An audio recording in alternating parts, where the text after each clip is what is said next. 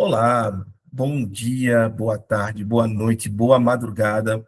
Eu sou Erison Silva e esse é o nosso grupo de estudos de filosofia da moral e ética do Genefil, certo? Estamos reunidos aqui nessa tarde de domingo, 8 de março, né, Dia Internacional de Luta pelos Direitos das Mulheres, para dar continuidade, né, à nossa leitura coletiva, debate e reflexão, né, da crítica da razão prática do Immanuel Kant, né? É curioso citar, né, o dia, porque o Kant, assim como tantos outros pensadores da época moderna, né, eram pensadores que tinham muito instinto patriarcal, né, que não reconheciam em si os direitos das mulheres e que a gente tem que lembrar que isso é um ponto de revisão, né? Diante disso daí, cabe-se a gente entender que cada pensador tem suas limitações de época que não vale para a gente tentar transportar essas limitações para a nossa época, mas sim superá-las, né, e estabelecer novos parâmetros, né, novas noções, novos conceitos, né, que trazem consigo a noção de justiça, né, de equidade, né, de igualdade de oportunidade, direitos e representatividade. Né? Isso tanto em relação às mulheres, quanto em relação às pessoas negras, né, às pessoas LGBTQIA+, a, né, as pessoas dos, que compõem os povos originários, certo? Toda essa galera aí. Então, a gente tem que pensar, né, com um pensador até onde seja possível para os nossos dias, e aí, a partir daí, a gente vai para além dele, né, para além do que foi colocado, tá? Mas, observação do Dia das Mulheres feita, a parte, vamos dar início aqui, né? É só para lembrar a vocês que a gente está terminando a primeira parte da crítica da razão prática, né? Que é a parte onde o Kant ele vai discutir metafísica, tá? Metafísica pesada, porque para ele a gente não pode encontrar a lei moral, certo? Na nossa experiência sensível. A gente não pode encontrar a lei moral a partir de uma relação de causa e efeito, e nem muito menos a partir dessa experiência sensível que a gente tem de dor e prazer, né? Então, a gente não pode, de nenhuma forma, colocar um imperativo categórico a partir da nossa sensibilidade, certo? Ele vem a partir de uma outra instância da existência, segundo Kant, né? E essa instância é exatamente aquela que estão os objetos da matemática, da lógica, né, os princípios da matemática, os princípios da lógica, e até poderia dizer que seria a instância também que, se viesse a existir, seriam, né, residiria ali Deus, anjos, né, e outros objetos tal qual como a liberdade. Né? A nossa alma também imortal estaria nessa instância da existência. Então, qual é a questão aqui do Kant? Né? Primeiramente, o interlocutor central é o David Hume, né? Porque o Hume ele vai dizer que a razão não pode de nenhuma forma determinar a vontade humana e nos colocar a agir, né? Quem pode determinar a vontade e nos colocar a agir sempre é uma paixão, uma emoção, um afeto, né? E na medida em que essa paixão, essa emoção, esse afeto nos põe a agir, né? É que a razão ela entra, mas ela entra como sendo uma razão instrumental. Isso para o Hume, tá, minha gente? Como assim uma razão instrumental? Ora, eu vejo os melhores meios para poder chegar a determinada finalidade, a determinado fim, né? E isso seria o papel que a razão teria no interior das nossas ações, no interior da nossa conduta, certo? Seria ser escrava, né? A razão escrava das nossas emoções, no sentido de quê? De que a gente tem, né, a razão como um instrumento para traçar esse caminho, né? e alcançar as nossas finalidades. Notem que, para o Hume, quando ele fala isso, ele está tendo uma tese não apenas empirista da moralidade, certo? Como também tendo uma tese muito forte, né, que vai lidar com o emotivismo. Só que a gente vai ter um grande problema aí, né? Porque o Hume parece que ele vai dizer, ele chega a dizer que o julgamento, os juízos morais, né, são os sentimentos que fazem. Eu não sei como um sentimento pode julgar. Eu sei que muitas vezes os nossos julgamentos vêm acompanhados de sentimentos. Quando a gente, por exemplo, julga alguém fazendo algo muito errado, a gente sente indignação daquela pessoa. A gente se sente indignado com aquilo que fulano ou ciclano está fazendo ou fez, né? Então, notem que parece que tem um pouco de racionalidade no que a gente chama de juízos morais. Da mesma forma que a gente pode falar também, né, que quando a gente está ali, né, na questão de pensar sobre o que vai fazer, muitas vezes a razão ela corrige a nossa perspectiva acerca de determinado objeto que venha a ser desejado. E aí você nota que não é bem isso, né? Então parece que a razão para Hume também tem, mas nunca a razão vai produzir a causa da nossa ação. A causa da nossa ação, né, ou seja, aquilo que vai determinar a nossa vontade, sempre vai estar ali no mundo inteligível, né? Sempre pertencente do mundo inteligível, né? Aí, ó, a vontade como sendo determinável enquanto pertencente a um mundo inteligível.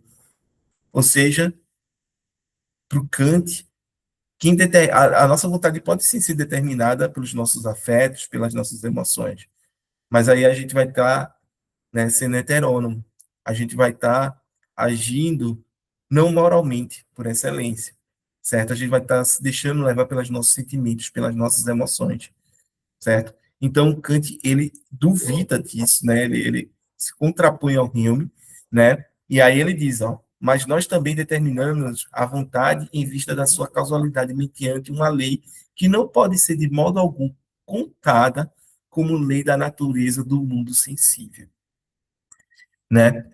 E isso é que tá. Não existe uma lei da natureza do mundo sensível que nos impute moralidade, que nos coloque moralidade. Isso está sempre no mundo suprassensível ou no mundo inteligível, como queiram chamar, né? É essa instância que, né, é onde estão esses princípios.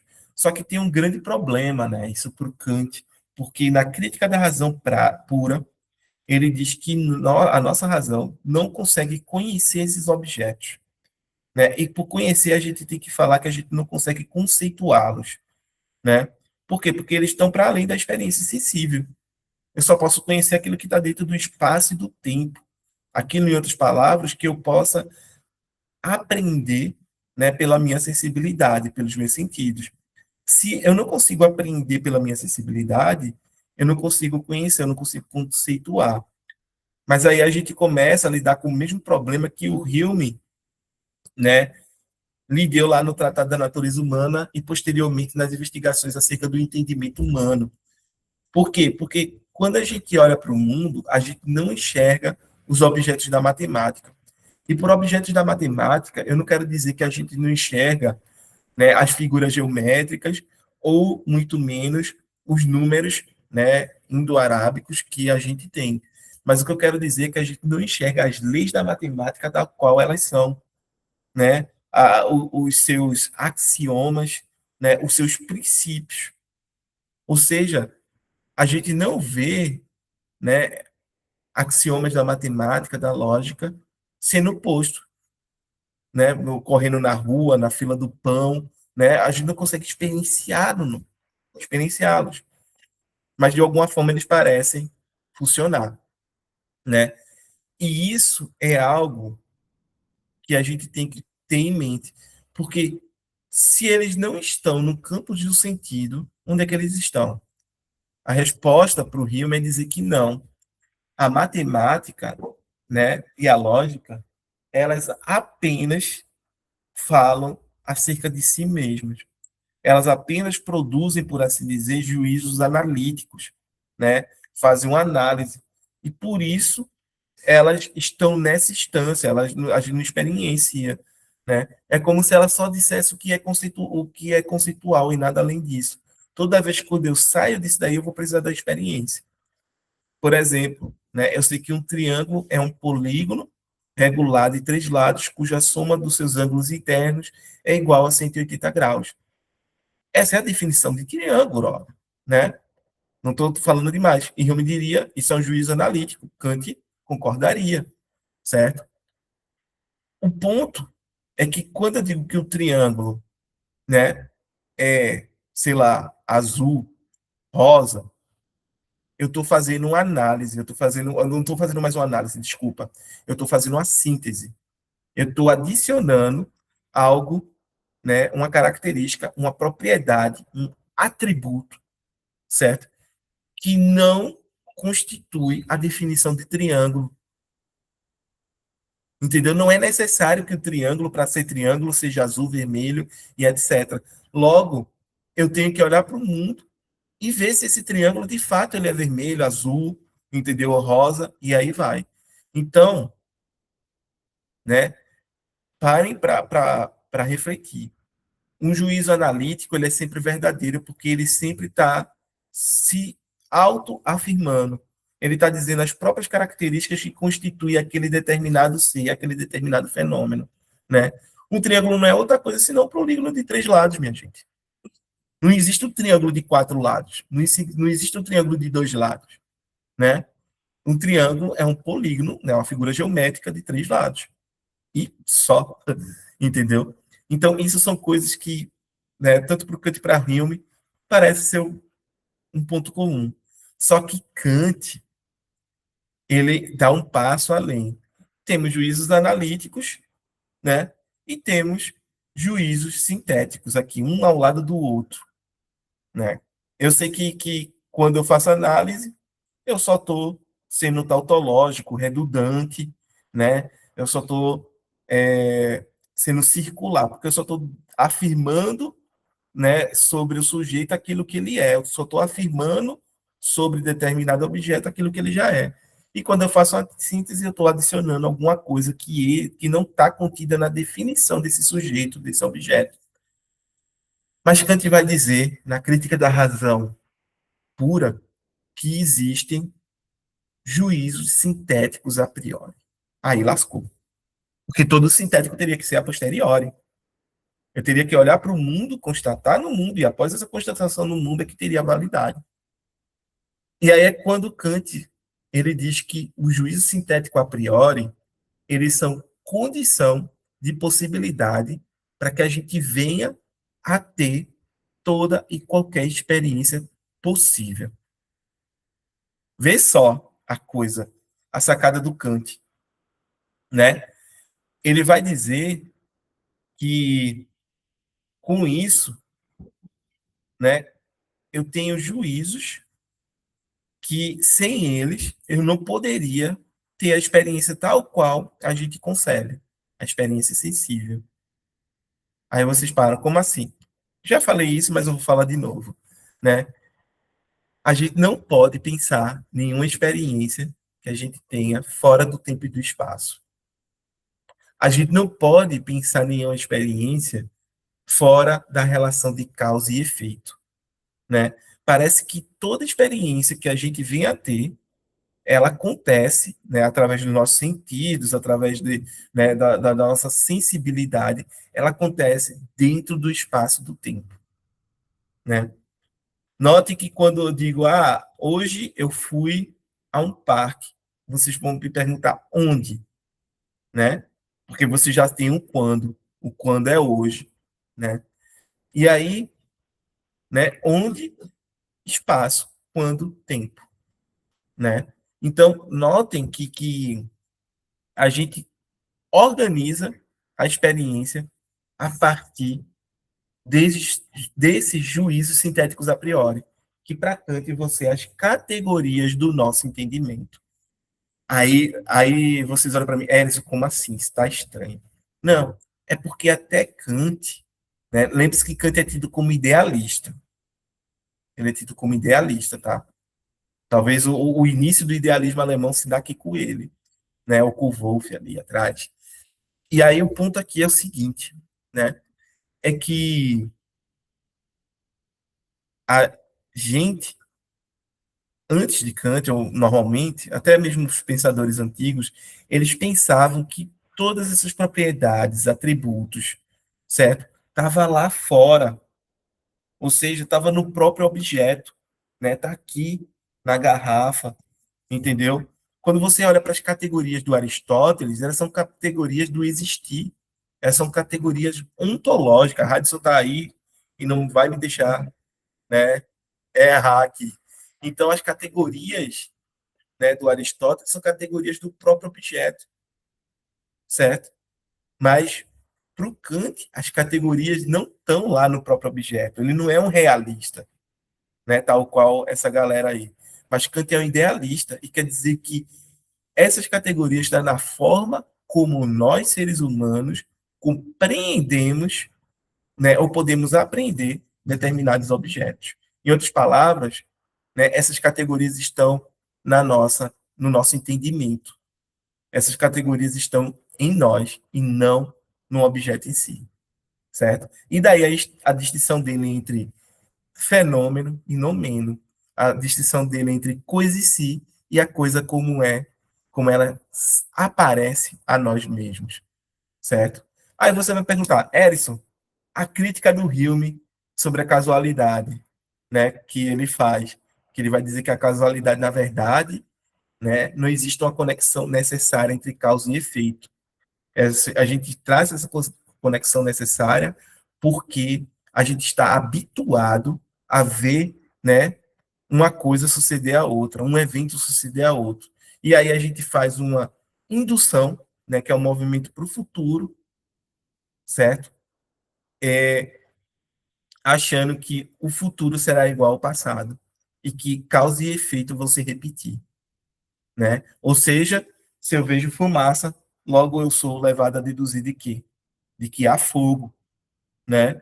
Mas há diversos outros fatores que podem produzir fumaça, né? E para além disso, então nem sempre é fogo, necessariamente. E o Hume vai dizer, mas o que faz a gente pensar que é fogo é exatamente a gente estar esse sentimento de hábito, de entender que todas as vezes até hoje foi fogo. Então a próxima vez que eu ver fumaça, eu vou ligar fogo, certo? Enfim, qual é o ponto? O Kant vai dizer, tá, Hume, você é um cético acerca da causalidade, mas você não pode negar que a gente não tem outra forma de entender a realidade. Veja o que ele está dizendo, não tem outra forma de entender a realidade que não seja através da relação causal.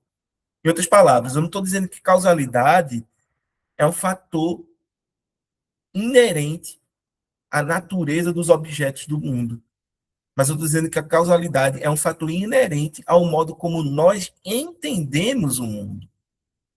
Ou seja, a causalidade não está lá fora, a causalidade está em mim, no meu entendimento. Essa é assim que Kant falaria para o Hume. Certo, gente? Então, da mesma forma, ele vai falar a questão da lei moral e da vontade. A lei moral está em nós, porque nós somos sujeitos racionais. A lei moral, é a prova que, né, a lei moral está em nós, é que nós, né, sentimos ela. Toda vez quando a gente faz algo errado, a gente sente a lei moral. Então, Kant, né, por ser um pietista e tudo mais, ele vai colocar já nesse ponto, né, a questão da lei moral. A lei moral, ela não faz parte da razão pura, mas ela faz parte da razão prática. E por tal, essa razão prática, ela é capaz de determinar a nossa vontade, certo? Que seria uma espécie de autodeterminação, né? Uma espécie de autonomia e autolegislação. É daí que vem todo aquele, né, aquela gramática kantiana sobre a moralidade que a gente estudou lá na fundamentação da metafísica dos costumes, certo? E isso daqui é só para mostrar a vocês como Kant ele está tentando, né, demonstrar que de alguma forma a nossa razão, ela consegue determinar a nossa vontade. E se ela consegue determinar a nossa vontade, então todos nós podemos ser sujeitos morais, porque somos sujeitos racionais. Esse é o ponto, né? Mais uma vez, não é porque está na minha experiência, mas é porque está na minha razão, que vai para além da experiência, certo, gente? Coloque isso. A razão, para Kant, ela tem elementos transcendentais, ok? Ela consegue, né, alcançar esses elementos transcendentais. Aí você pergunta, Erison lascou, porque Kant, na crítica da razão pura, diz que a gente não pode demonstrar a liberdade. E sem liberdade eu não posso imputar responsabilidade a ninguém. Se ninguém é livre para escolher suas ações, como é que pode ser responsabilizado por elas? Né? Aí eu coloco para você o seguinte, que para o Kant, ele tem o postulado, né? Eu não posso demonstrar que a gente é livre, mas eu posso postular, e mais tarde ele vai dizer que a razão prática, né, tem o poder de determinar a vontade. É por isso que quando a gente vai falar de razão para Kant, ele vai dar duas respostas. A razão é a faculdade do entendimento de fundamentar o conhecimentos, fundamentar conceitos, certo? E dois, determinar a vontade. Isso que é razão para Kant. Eu fundamento o conhecimento e determino a vontade. Essa é a capacidade da nossa razão. Falei demais, né, gente? Bem, tem o Ronald e o Vitor aí para fazer questões, observações. Podem ficar à vontade, certo? Ronald primeiro, Vitor de segundo.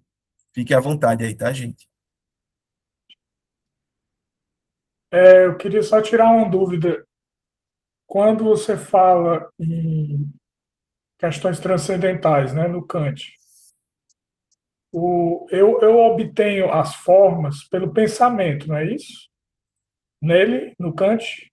Isso, isso, Ou pela sensibilidade não tem como absorver as formas? É isso, assim?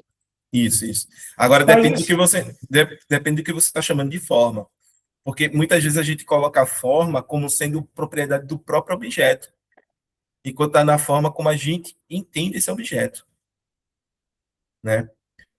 Deixa o texto te explicar. Eu não vejo a forma retangular desse telefone, né? Eu vejo o telefone em si. Eu vejo todo o telefone, todo o conjunto, não só o retangular dele. Entende? ah, Entende? Eu não vejo a forma cilíndrica dessa garrafa. Eu vejo a garrafa. Em outras palavras, eu vejo o conceito já dado, e não parte que constitui esse conceito. A forma é uma das partes que constitui o conceito. Entendeu? não, mas eu estava tentando entender, por exemplo, o que era um nó na física.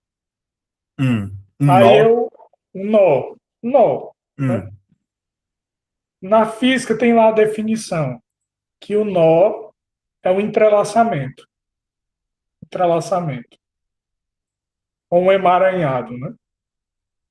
Mas eu pensei assim, onde é que eu vou procurar no mundo uma coisa que seja entrelaçada, que nem um nó, para eu poder entender o que é que ele está querendo dizer como nó, porque na física a gente não tem como acessar um nó no espaço, mas os caras afirmam que existe esse nó, entendeu?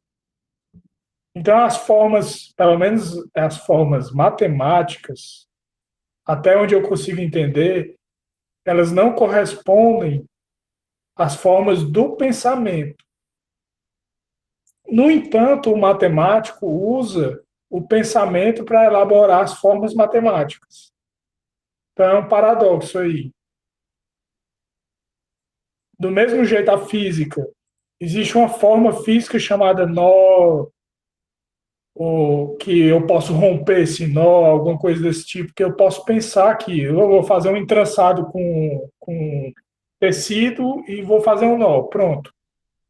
Fiz o nó.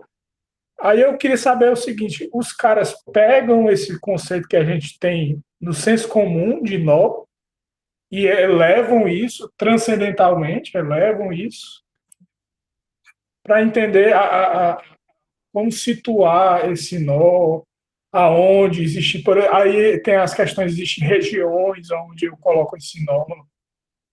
Então, são termos do senso comum, por exemplo, região a gente usa aqui, região Nordeste. Mas os caras elevam, entendeu? Esses conceitos.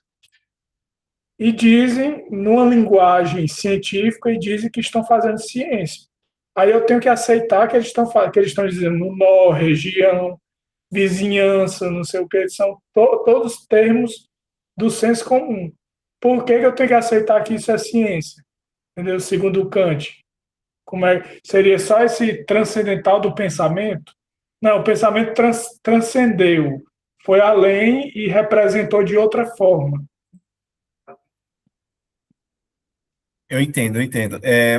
Bem, o ponto sobre a questão da física é bem interessante, porque é, a física, né, principalmente quando a gente vai falar de física pura, ela está lidando diretamente com leis que a gente diz que são objetivamente válidas, de tal forma que eu possa reproduzir determinados experimentos se eu reunir as mesmas condições, né?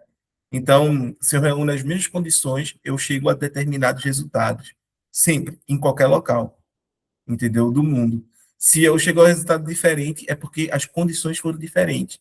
Isso parece ser uma lei válida para essas ciências que são exatas, entende? Então, por exemplo, eu sei que na física, né, para transformação de matéria, que a água ela ferve a 100 graus, né? E ela ferve significa ela sair do seu estado líquido, né, e entrar no seu estado gasoso, né? Isso é uma lei dada da física. Mas como é que eu sei isso? Eu sei isso de forma a priori? Não. Eu sei isso de forma a posteriori. Eu preciso experimentar, eu preciso testar, eu preciso ter a experiência, né, para depois estabelecer essa lei. Entende, Ronaldo? E isso eu estou considerando também as condições normais de temperatura e pressão, né? Porque se a gente tivesse, por exemplo, com a nossa gravidade, sei lá, vezes 3, né? Isso daí já não ocorreria, já não seria uma lei válida para a ebulição da água, entendeu? Então, note que isso são leis da natureza, ok, certo? Mas que existem condições que têm que ser reunidas para poder eu ter esse grau de regularidade dos resultados. Uma vez que eu tenha condições diferentes, os resultados serão sempre diferentes, ok? Outro ponto que você colocou que eu achei bem interessante é a questão de que, como é que você colocou? É, o físico diz que não se chega à forma, né, através da razão, mas ele utiliza a razão para chegar à forma, né, que é o paradoxo que você colocou ali. Não foi isso? Tu lembra como colocou? É que o pensamento ele cria a forma, mas existe uma forma do pensamento também. Exato. Porque esse é o grande ponto, talvez, aqui. O Kant e toda essa galera da filosofia moderna está querendo dizer qual é a forma do pensamento, né? Porque a grande motor do conhecimento para os pensadores modernos, né, para os filósofos modernos, é o pensar, é a consciência. Desde o Descartes ali com o cogito, passando por todo mundo praticamente da modernidade, entendeu? Todo mundo vai falar dessa consciência, dessa coisa que ela é autorreflexiva. Aí você pensa, como assim autorreflexiva? Ela pensa a si mesma. É louco, mas é o pensar sobre o pensar. É literalmente isso que a filosofia moderna faz o tempo todo. Pensar sobre o que é pensar. E tentar definir, através do pensar, né, o pensamento. Entendeu? Então, é isso que os modernos eles fazem à torta direita. entendeu? Se você for pegar o Locke, ele está fazendo isso, o Hume está fazendo isso, o Berkeley faz isso, o Leibniz faz isso, Spinoza, Descartes, Kant, Hegel, Fitzgerald, então está todo mundo tentando ali estabelecer essa coisa. Alguns de uma forma mais rígida conceitualmente, dizendo que existem categorias do pensamento, tal qual Kant, né? E outros de uma forma mais flexível, sofisticada, ou não vou dizer sofisticada, mas mais flexível, fluido, né? O Hume ele vai falar de processos mentais, né? Esses processos mentais eles acontecem quando terminam, parece que acabou ali a coisa. Uh, Outros vão falar de fenômenos mentais, né? Que é um fenômeno, que é algo que a gente experiencia na nossa mente, na nossa psicologia, entendeu? Mas tudo isso tem uma forma, como você colocou. E o ponto é esse, é dizer qual é a forma, né? Kant está dizendo, a forma do pensamento são as categorias do entendimento. É a resposta do Kant, né? Qual é a forma? Qual é a forma, né? Aí Kant diz, não, aqui, ó, a gente só consegue pensar através do espaço, do tempo, através da relação de causa e efeito. Então, eu tenho categorias que vão formatar, que vão dar a forma de como a gente vai pensar a realidade, vai pensar o mundo, vai pensar a experiência. Perfeito? Vitor? Eu só quero trazer, tipo assim, uma observação que eu tava pensando, né? Na hora que você falou, assim, que a gente só encontra aí a resposta das coisas a partir do nosso pensamento, né? E não da coisa em si, na visão de Kant, isso vai muito naquela, tipo assim, direção da psicologia e da neurociência moderna, porque a gente sabe que, né, por exemplo, a gente só vê as cores por causa que a nossa íris, né, os nossos olhos, um sistema muito complexo, interpreta, né, a reflexão né, das emissões dos raios, né, das frequências de onda. Isso, da luz, né? Então, a gente só vê a cor dos objetos por causa que a gente tem um órgão para isso, ou seja, as coisas só assumem uma cor porque no nosso corpo a gente tem essa interpretação. Tanto que outros animais não vê, né, os objetos na mesma cor e na mesma, tipo assim, vamos dizer, uma mosca, por exemplo, vai ter uma visão totalmente diferente do que tem um ser humano. Isso por várias questões anatômicas, né? Tipo assim, do modo de vida dela. Então Isso. eu andei reparando que, assim, é, no, no auge da filosofia, né, de Kant e de outros também, isso não isso depois, como diz assim, né? Após 1500, né? Na onde se teve ali um novo momento na história, né, do mundo, você não vê a presença de psicólogos.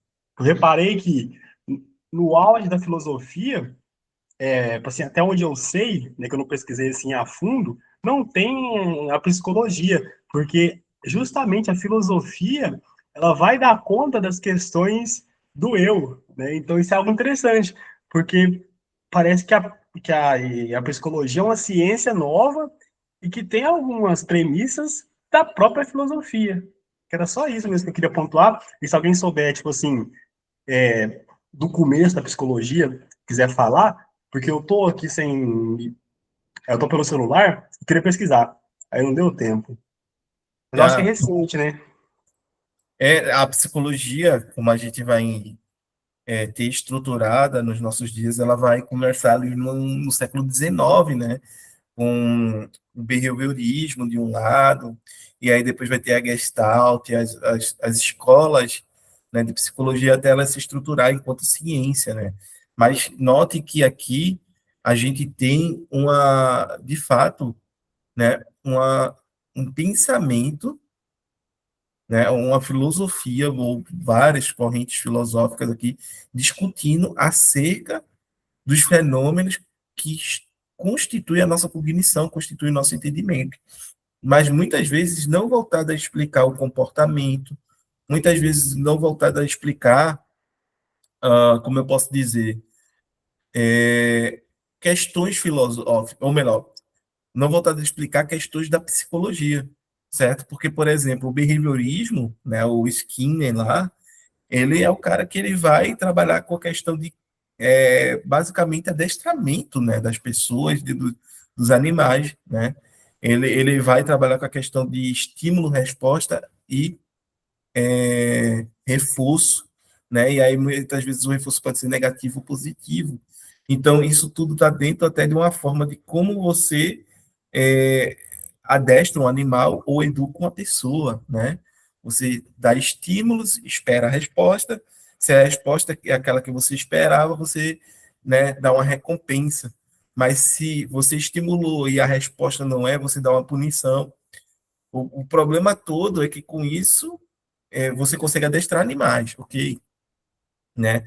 Mas seres humanos são bem mais complexos do que isso, entendeu? E o Skinner, na época, chegou a dizer que se dessem 10 crianças a ele devolveria um advogado, um engenheiro, um médico e etc., porque através desse método de, né, estímulo, resposta, reforço negativo ou positivo, ele conseguiria adestrar esses seres humanos a ser o que, né, ele bem entendesse. A gente sabe o quão errado está isso, e a Gestalt já vem sendo uma crítica a essa forma de ver a psicologia dos seres humanos, entendeu? Mas, enfim, Vitor, é só para dizer que, sim, eles têm muito da filosofia moderna, certo? Eles têm muito dessa discussão entre racionalistas e empiristas, certo? Entre, como é que eu posso dizer, entre realistas, né, e idealistas, só que talvez o ponto todo é que eles não estão interessados mais em responder questões filosóficas, em fazer teoria para responder, por exemplo, o ceticismo de Hume acerca dos poderes da razão de conhecer, né, determinadas leis que constituem a realidade. Eles não estão mais, né, interessados em dar essa resposta, ou como Descartes fez lá, né? Porque todo aquele movimento do Descartes nas meditações é visando dar uma resposta ao cético, né? O cético diz que não tem conhecimento indubitável, né? Não tem aquele conhecimento que a gente não possa, né, colocar em questão, que a gente não possa ter dúvida, e Descartes quer mostrar que existe sim conhecimento que é impossível a gente duvidar, né?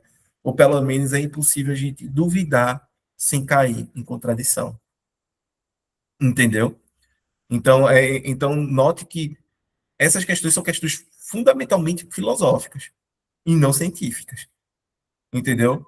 No momento que um cientista pretende dizer ao cético que ou responder às perguntas do cético, ele ele está ele tá deixando de ser cientista para ser filósofo, entendeu? Obviamente que se diz uma coisa que eu acho bem interessante. Toda vez quando alguém começa a refletir sobre os fundamentos da ciência, ele deixa de estar fazendo ciência para fazer filosofia. Porque ele está revendo os parâmetros, ele está revendo até a própria noção de paradigma, né? Toda vez. Mas isso aí já é outra pegada. E respondi, Vitor. Agora eu entrei, foi num grande paradigma acerca de um artigo que eu estou fazendo, porque eu estou parando para refletir em todo momento. Agora eu estou enrolado. Agora eu estou fazendo filosofia junto com ciência.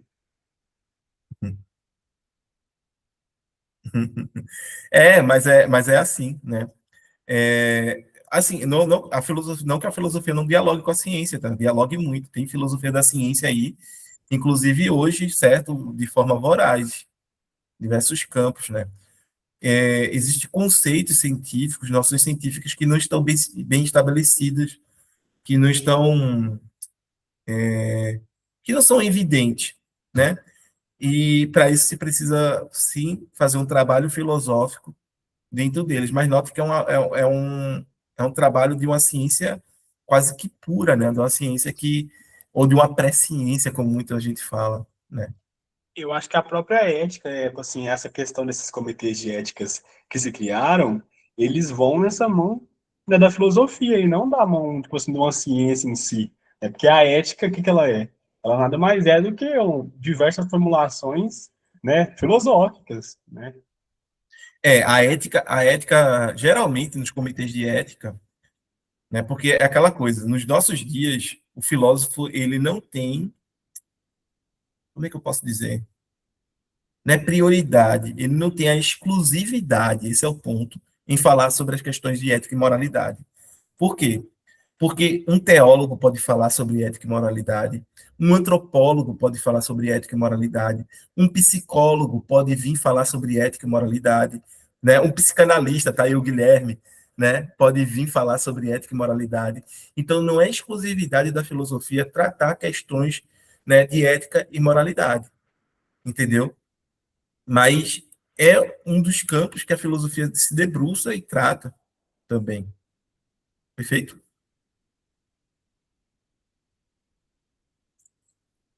Uh, Hudson, meu amigo, pode falar. Fique à vontade. Rapaz, agora, é, sobre isso que você acabou de falar, né, o que a filosofia ela não é exclusiva, né, É, porque tem várias áreas, né, por exemplo, a matemática, a biologia, a física, a psicanálise, a medicina, né, psicologia, enfim, que são capazes de refletir sobre a ética, como você disse. Mas será se essas áreas, elas não estão apenas usando a filosofia para falar da ética, entendeu? Porque ética é filosofia, né? Eu digo assim, todas as áreas, por exemplo, a medicina, ela é capaz de, tem a ética deontológica, né? E tudo mais que você pode, voltada para a atuação do profissional, ali você pode verificar, né, a atuação, se o médico teve uma conduta ética em uma determinada situação, né, um determinado paciente. Será se eu devo contar para o paciente que ele está com câncer de pâncreas, né, e que ele vai morrer logo, que ele está em estado terminal, ou eu devo apenas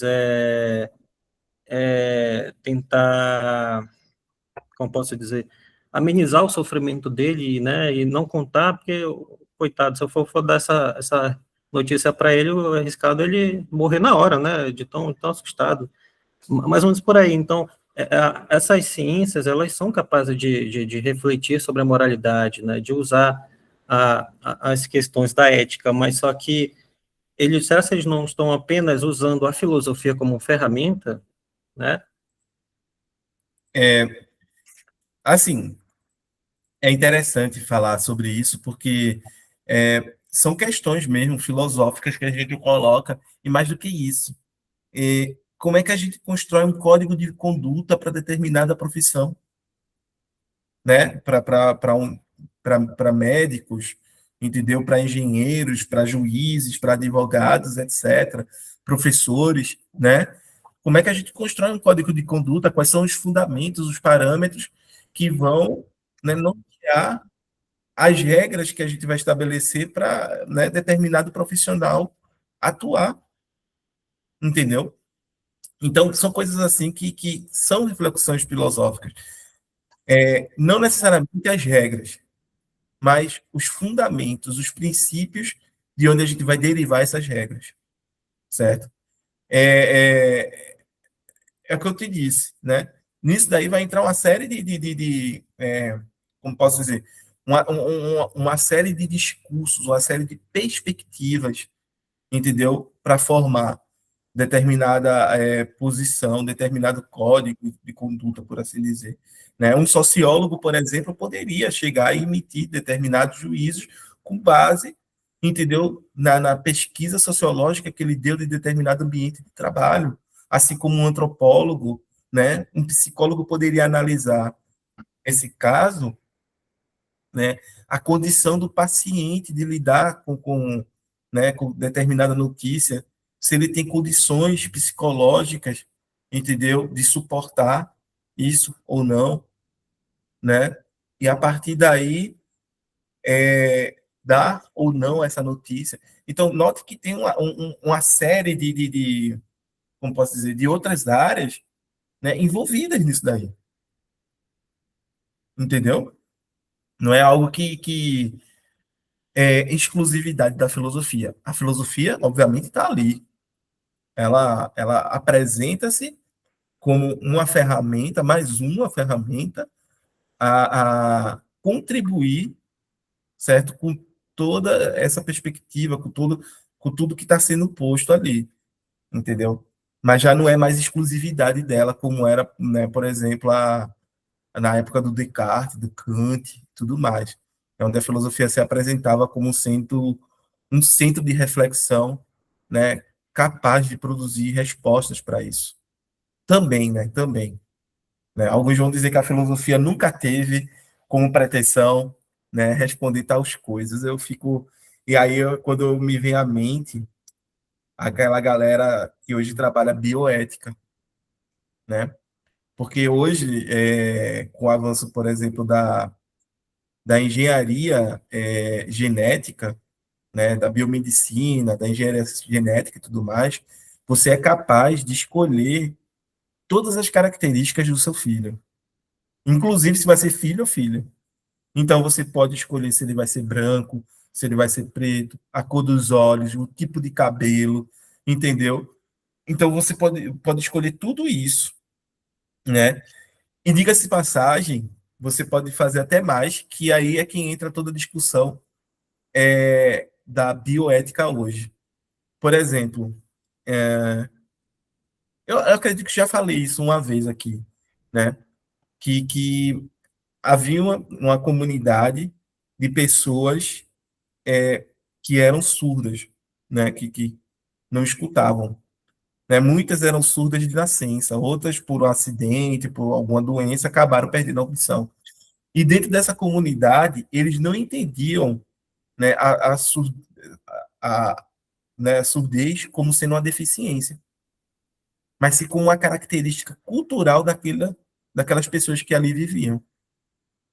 E aí houve um casal, né, de mulheres que decidiram ter um filho.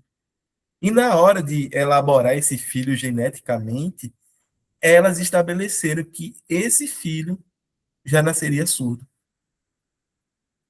O ponto é o seguinte, né? Do ponto de vista ético, moral, é correto você criar um ser humano já com determinada deficiência? Entendeu? Para elas, aquilo dali não era uma deficiência, mas sim uma característica da cultura da comunidade que elas integravam. Então, isso é uma discussão de bioética hoje. Pode a gente fazer um ser humano em laboratório com essas características ou com qualquer outra característica que venha a ser, entendeu? E determinar, né, a priori a existência daquele ser humano, a priori da existência daquele ser humano, o que ele vai ser? A gente pode fazer isso, né? É uma pergunta gigante aqui, é uma questão de bioética, tá, gente? É atual. Se vocês pegarem, tem livros aí tratando isso daí à torta direita, para tudo que é lado. Querem falar ainda, Hudson? É porque, de fato, eu acredito que a pessoa deva ter oportunidade de escolher, né? Se ela quer, por exemplo, na comunidade surda, o surdo, ele passou por muitas coisas, né? Muita discriminação, muita tortura, né? Também. E hoje em dia existe uma identidade muito grande, né? Do surdo, um orgulho muito grande da sua identidade, né? Um orgulho de ser surdo. Então, muitas vezes, o pai e a mãe, né, como você disse, existe toda uma engenharia genética. Então, se eles puderem, né, fazer com que o filho deles nasça também com a mesma condição deles, ou seja, seja surdo, para eles é um motivo de orgulho muito grande, né? Mas só que nem todo mundo pensa assim, né? Tem aquelas pessoas que acreditam que, bom, o que tiver que ser, vai ser, né? Se o meu filho nascer um ouvinte, né? Então, beleza, ótimo. Ele vai poder ajudar a gente, né? que somos, nós, né, no caso, somos surdos, a resolver qualquer problema que apareça, né? Porque eu já conheço, por exemplo, na graduação eu tive uma disciplina chamada Libras, né? Aí a minha professora, que era ouvinte, mas os pais dela eram surdos. Então, os pais delas falavam com ela, dialogavam com ela, né, em Libras, na linguagem de sinais, e falavam para ela: olha, minha filha, vem aqui com o nosso vizinho lá, que também é surdo, precisa ir lá no banco, vai lá ajudar eles. Aí ela que era ouvinte, né, ia lá e ajudava eles, né, nesse sentido. Então, não, tem gente que vê com bons olhos isso daí, né, outros não, outros já vê com um certo orgulho, né, de ter uma identidade surda. Né, então tem muitas experiências aí relacionadas à surdez, né, e a gente dá para perceber que é um impacto, assim, principalmente na criança, né, a criança que é surda, né, eu já apresentei um seminário uma vez nessa disciplina. Eu estava lendo uma série de histórias, né, depoimentos de pessoas que eram surdas, das experiências que elas tiveram desde crianças, né, e tinha umas que falavam assim, que quando elas eram crianças, né, elas se comunicavam em Libras com os pais delas, só que eles viram que uma outra criança, que era vizinho delas, estava mexendo os lábios para falar com o pai dela, com o pai, né, com o pai da outra criança, que era ouvinte.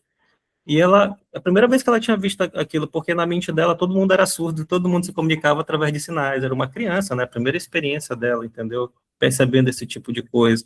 Então aquilo para ela foi chocante, né? Opa, existe uma outra forma de se comunicar, né? Então, esses exemplos, assim, existem aos montes, né? Então, eu acho bem interessante esse tipo de assuntos. É só isso mesmo. É bem interessante. Bem, temos o Ronald e o Vitor aqui, querem falar, podem ficar à vontade. Só em relação ao que o Adson falou, né? A deontologia, ela serve para regulamentar profissões. Ela é muito boa para isso, mas existem outras éticas, né?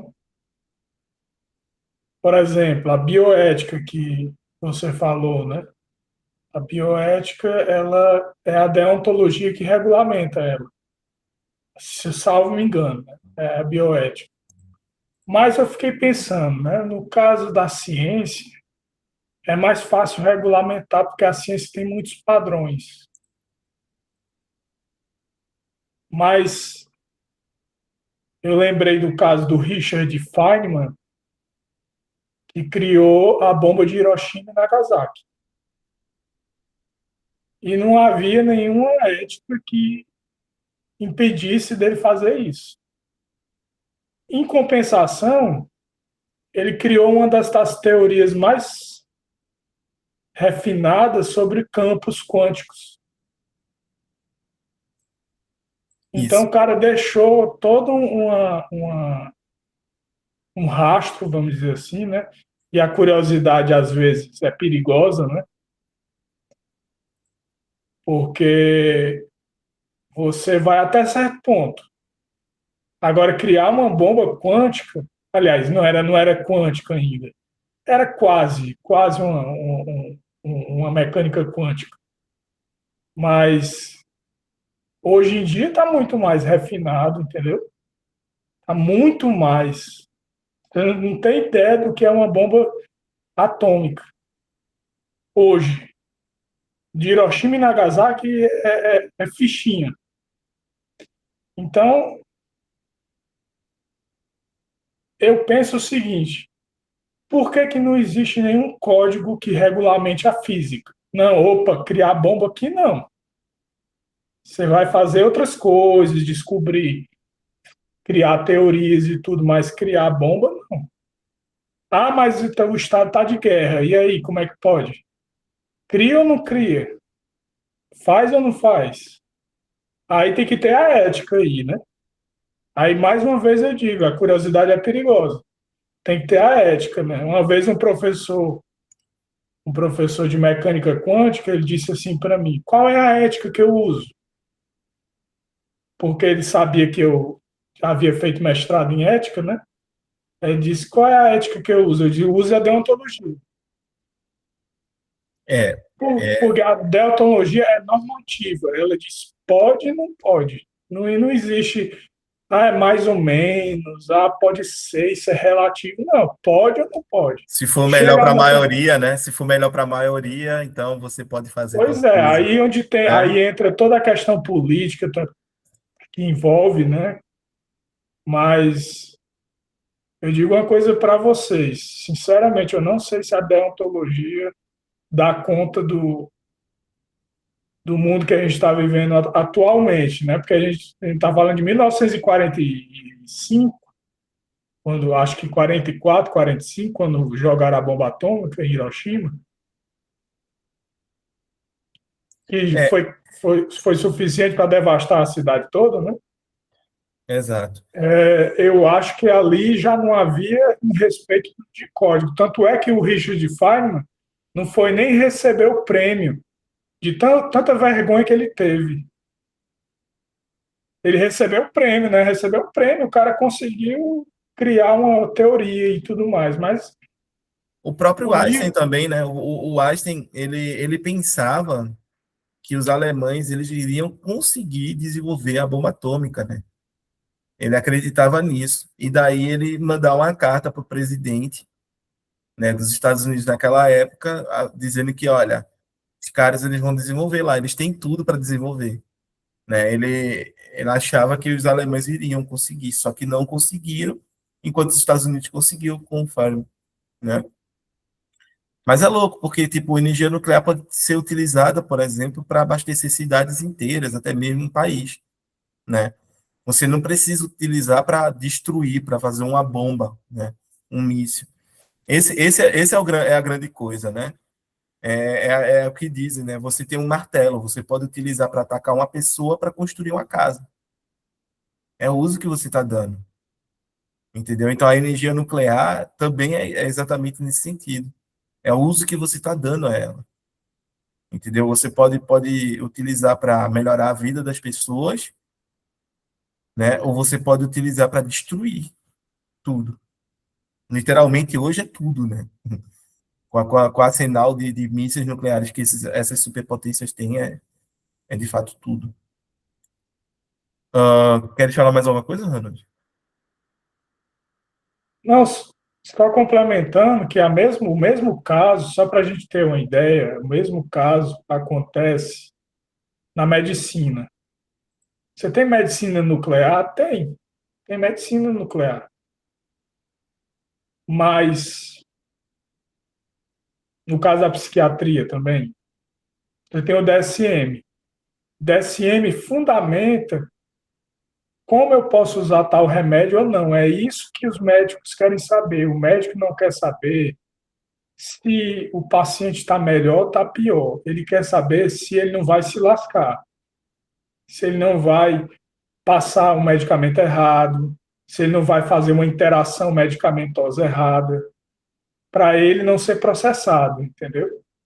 Então, a deontologia, ela é prática nesse sentido. Ele não vai eu não sei se tu já passou por essa sensação de ir para um médico, se consultar com um médico e o médico ser frio e calculista contigo, Sim, porque ele não está interessado exatamente no teu cuidado. Ele está interessado em passar a medicação correta para ele não ser processado. Então, a deontologia ela funciona nesse nível, no nível das regras.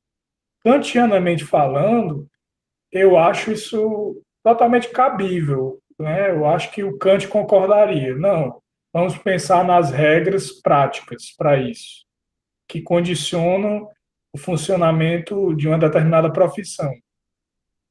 Então, eu acho que além de pensar, tudo bem, você pode pensar em energia nuclear, medicina nuclear, uma psiquiatria refinada que a gente não tem acesso, pobre, né?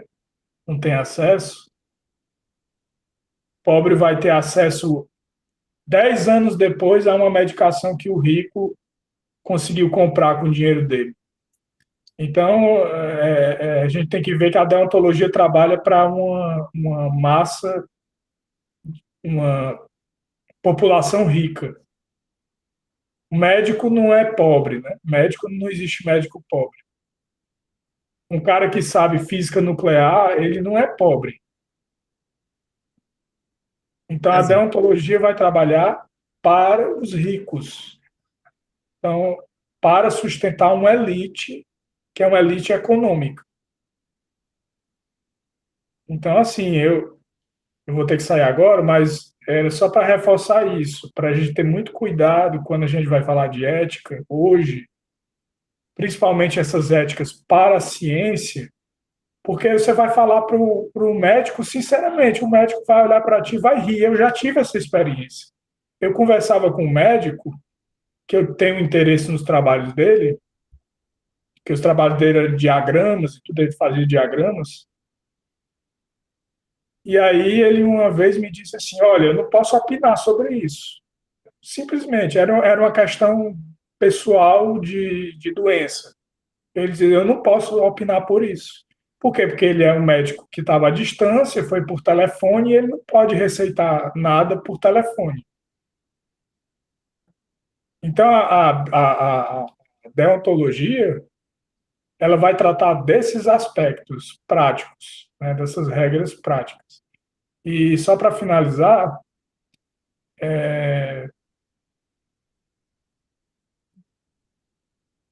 vamos lá, eu tava vendo uma entrevista do Putin, porque eu tenho curiosidade em saber o que é essa tal de biotecnologia que eles falam, sabe? Eu não tenho interesse na nação, não. Eu sou brasileiro, não tenho interesse na nação russa, não. Eu tenho interesse em saber a tecnologia deles. E o Putin foi bem categórico. Ele disse assim: nós usamos energia nuclear na economia. Entendeu? A jogada dele. Ele pega tudo, gira em torno da energia nuclear e da militarização. Mas é porque, né, se você olhar, ah, por exemplo, a economia de um país, ela precisa de uma série de fatores, e dentre os fatores você precisa de energia, né? E se você não tem energia, por exemplo, para alimentar um complexo industrial, você não produz, entendeu? Você tem um complexo industrial ali que é inativo, que não vai produzir nada. Mas a partir do momento que você, né, tira essa energia de algum canto, como por exemplo a energia nuclear, né, você põe isso tudo a movimentar, você está movimentando a economia, entendeu? Então, isso daí pode fazer parte, é o que eu estava lhe dizendo, né? Pode fazer parte. Qual é o problema? O problema é que você pode fazer um arsenal, né? Um arsenal para uma guerra a partir dessa mesma energia, entendeu? Esse é o ponto. Dizem que a Rússia, né? Ela é detentora de um arsenal nuclear gigante, né? É gigante.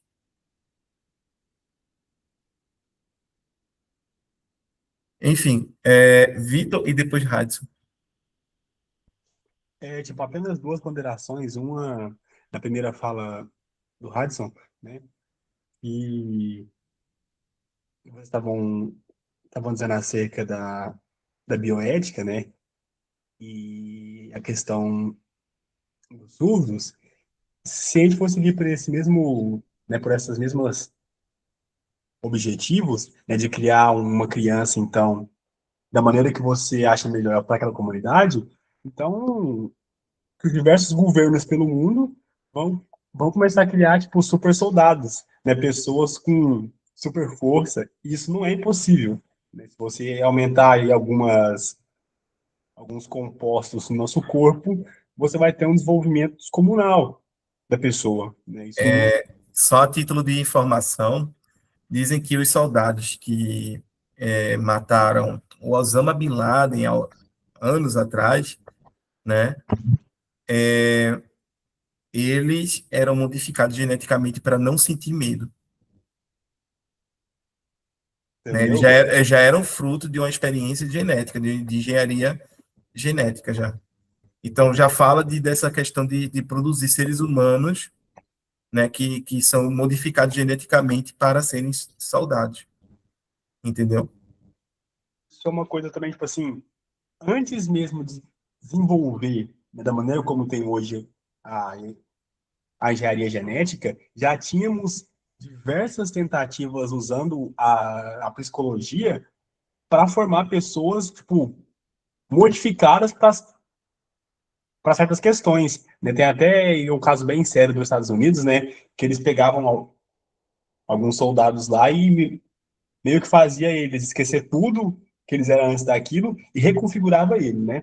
Então é esse ponto que eu queria trazer, que é perigoso, né? Porque você pode criar uma pessoa surda porque é benéfico àquela comunidade, mas e outros interesses com isso, né? Então vai para um caminho perigoso.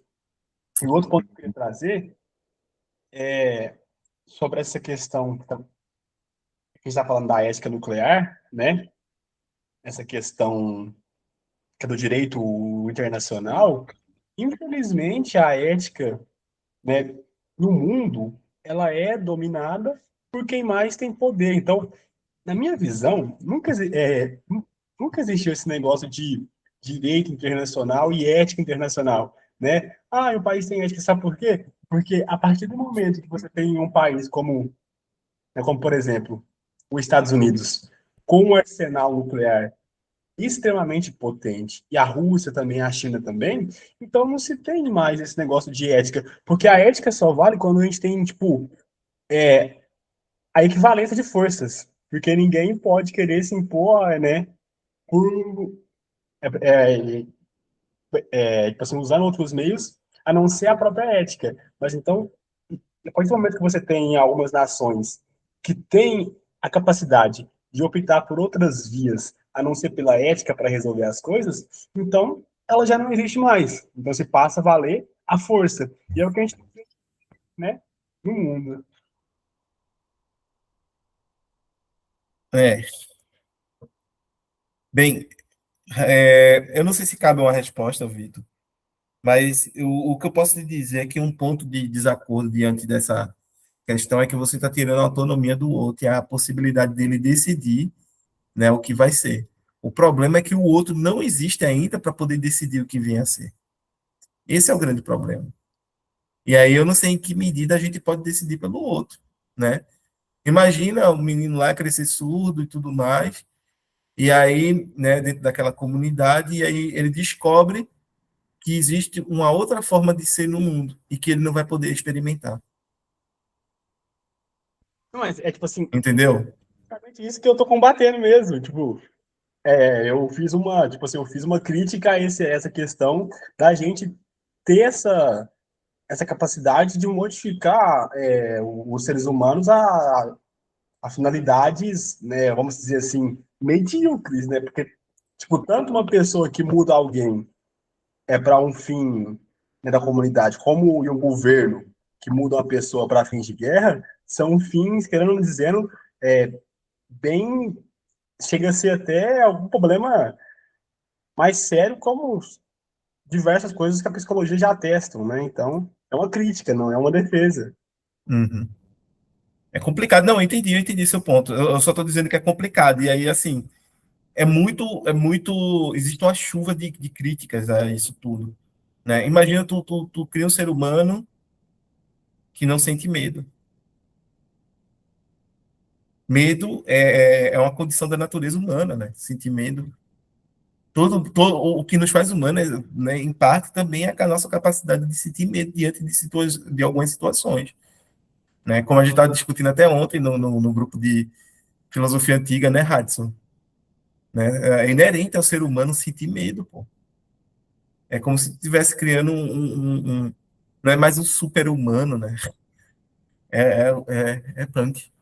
Mas enfim, é isso. Queres falar mais alguma coisa, Vitor? Não, não, não, não. Agora, Enfim. vamos começar a ler. Tem o Hudson ainda. Vamos lá, Hudson. Ah, rapaz, já passou 1h26, a gente ainda não começou a ler, né? Tu Eu ia consegue só... ver, tu consegue ver o tempo aí contando, eu não sei quanto tá o tempo. Consigo. Não, eu digo no meu relógio, né? Porque a gente começou, Ah, na verdade, 1h17. Né? O que eu ia falar era só, né? em relação à ética, né? Porque a ciência ela está muito relacionada com a filosofia, né? Muitas vezes a gente olha assim e vê que né, muitas vezes a gente pode até achar que as duas não se batem muito, mas tem relação entre ambas, a filosofia com a ciência. Mas só que, por exemplo, quando você constrói uma arma química, uma bomba nuclear, aí pergunta, onde é que está a ética nisso daí? A ética sempre existiu, né? A ética sempre existiu. Só que agora, a partir do momento em que você tem um grande estadista, né, um grande patrocinador por trás de você, ele diz assim, ó, meu amigo, você tem um conhecimento, você é estudado, você é da área, e eu estou disposto a pagar bem por isso. Você vai construir para mim? O cara não vai pensar em milhões de pessoas que vão morrer, ele vai pensar na grana, porque lembra lá do que a gente viu lá no Aristóteles, o bem aparente e o bem real, né, que ele faz essa distinção aí. Então, o bem aparente é aquele bem que você, de imediato, né, se é algo que vai te dar prazer, desejo, felicidade imediato, então não é um bem aparente, né, então é justamente isso, a pessoa só pensa no momento, no dinheiro, né, mas a ética sempre existiu, é só isso mesmo. Perfeito, perfeito. Eu diria que a gente tem até, né, o primeiro código de conduta de lei, né, a lei de Italião lá atrás, né, olho por olho, dente por dente, né. Só basta lembrar disso daí. Lá atrás já tem isso daí, já tem alguma diretriz para o nosso comportamento, né. Parece que os seres humanos eles sempre se preocuparam desde os primórdios a estabelecer, né, regras que em alguma medida não têm, né, a nossa conduta no interior das relações sociais. Pô. Em outras palavras, faz parte da gente, né? Faz parte da gente. Mas, enfim, vamos lá, vamos iniciar essa leitura, que a gente está faltando 2 páginas e meia para terminar essa primeira parte da crítica da razão prática, né? Acredito que a gente teve mais um bom debate. Vitor, queres falar? Estás com a mão levantada? Não, já vou baixar já. Ah, beleza. Qualquer coisa é só levantar, a gente passa a palavra aí. E aí eu vou iniciar, aí depois tu dá continuidade, Hudson. Beleza? Beleza. Bora lá. Agora, para descobrir essa condição de aplicação do conceito pensado aos números, nós precisamos apenas lembrar, porque nós não nos contentamos com a aplicação desse conceito aos objetos da experiência.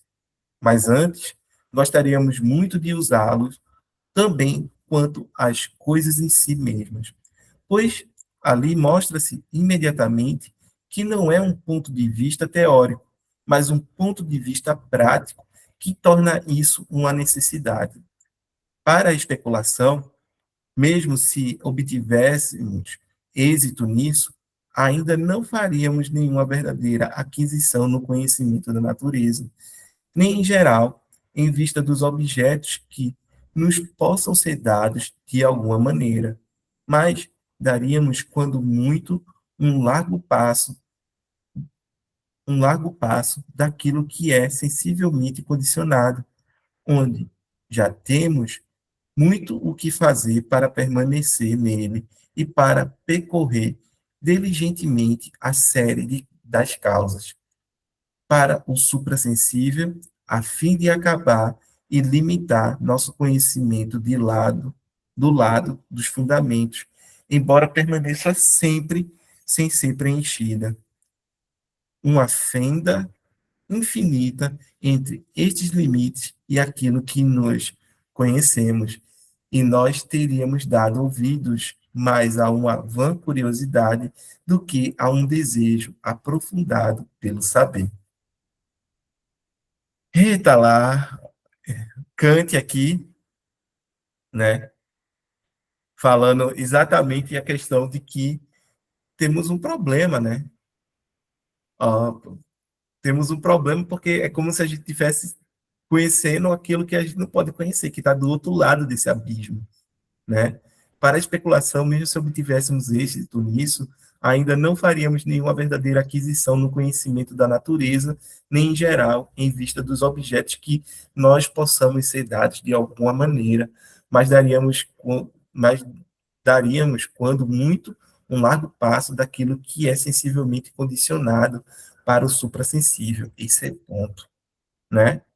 A gente está dando um largo passo do que é condicionado, né, do sensível para o suprassensível, a fim de acabar e limitar o nosso conhecimento do lado dos fundamentos, embora permaneça sempre sem ser preenchida uma fenda infinita entre os limites e aquilo que nós conhecemos. E nós teríamos dado ouvido mais a uma vã curiosidade do que a um desejo aprofundado pelo saber,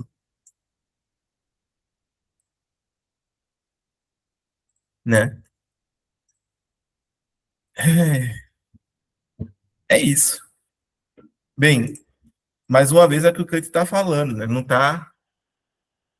É uma especulação muito para além dos limites da nossa razão. Mas o que ele diz é que a gente não necessariamente está conhecendo, né? A aquisição do conhecimento da natureza. A gente não tem nada aí que está na natureza do mundo, da natureza das coisas, né?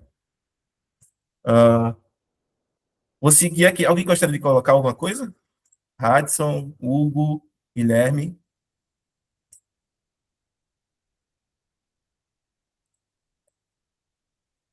Sigo então a leitura.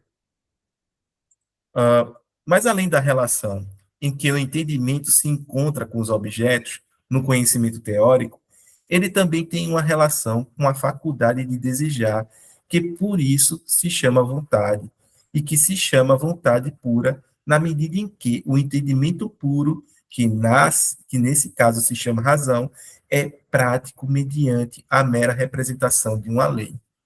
Nossa, isso daqui está explicando tudo, né? Mais além, né? Isso aqui vale até reler, porque, ó, mais além da relação em que o entendimento se encontra com o objeto no conhecimento teórico, quando eu produzo conhecimento teórico, um conceito, uma definição, né? É o entendimento se encontrando com o objeto, ou com a representação. Ele também tem uma relação com a faculdade de desejar, que por isso se chama vontade, e que se chama vontade pura na medida em que o entendimento puro. O entendimento puro é o quê? É a razão. É prático mediante a mera representação da lei. Notem que a mera representação da lei é o que a gente chama de imperativo categórico, tá, minha gente? A realidade objetiva de uma vontade pura, ou o que é o mesmo de uma razão prática pura, é dada a priori na lei moral, por assim dizer, mediante um fato, pois pode-se designar assim uma determinação da vontade que é inevitável, embora não se baseie em princípios empíricos. Mas no conceito de uma vontade já está contido o conceito de casualidade, e, portanto, no conceito de uma vontade pura está contido o de uma causalidade com liberdade, isto é, de uma causalidade que não é determinável segundo leis da natureza, por conseguinte, que não é capaz de nenhuma intuição empírica como prova de sua realidade, mas que, ainda assim, justifica perfeitamente sua realidade objetiva na lei prática pura a priori. Certamente, como se pode facilmente discernir, não em função do uso teórico, mas meramente do uso prático da razão. Ora, o conceito de um ser que tem vontade livre é o conceito de uma causa non. E o que nos assegura de que esse conceito não contradiga a si mesmo é o seguinte: o conceito de uma causa, enquanto totalmente originado no entendimento puro, tendo, ao mesmo tempo, assegurada também pela dedução, a sua realidade objetiva em vista dos objetos em geral, sendo independente, segundo sua origem, de todas as condições empíricas e, por conseguinte, não sendo por si mesmo restrito aos fenômenos. Seria o caso, para entender-se fazer dele um uso teórico determinado, pode, sem dúvida, ser aplicado às coisas enquanto puros seres do entendimento. Mas, por que nenhuma intuição, ao qual só pode ser sempre sensível, pode ser colocada como base para essa aplicação? Então, a causa non, em vista do uso teórico da razão, embora seja um conceito possível e pensável, é ainda assim um conceito vazio. Isso daqui é o ponto, né? É numeno, é um conceito puro, né? Seja um conceito possível e pensável, mas ainda ele é vazio de conteúdo, por quê? Né? Porque a gente não tem experiência para preencher ele de significado, né? Mas com isso, eu não pretendo agora conhecer teoricamente a constituição de um ser na medida em que ele tem uma vontade pura. É suficiente para mim apenas designá-lo dessa maneira como tal, e por conseguinte, apenas ligar o conceito de casualidade com o de liberdade e com aquilo que lhe é inseparável, a lei moral, enquanto seu fundamento de determinação. Sem dúvida, a autorização para isso me é dada pela origem pura, não empírica, do conceito de causa, na medida em que eu não considero autorizado a fazer nenhum outro uso dele, senão em relação à lei moral, que determina a sua realidade, isto é, a fazer dele apenas o uso prático. Né? Nossa.